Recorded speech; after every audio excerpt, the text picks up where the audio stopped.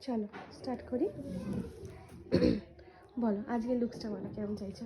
আজকে তুমি একদম তোমার মতো করে দিও। তোমার আগের দিন তুমি তোমার পছন্দ মতন ছিল, হ্যাঁ আজকে একটু আমি আমার মতন। একদম। এটা আমি রিকোয়েস্ট করেছি তোমাকে, তাই তো?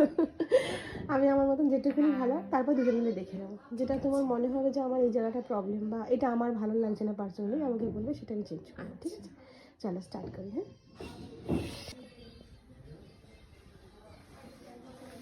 তাকাও। ঠিক আছে, এবার বলো।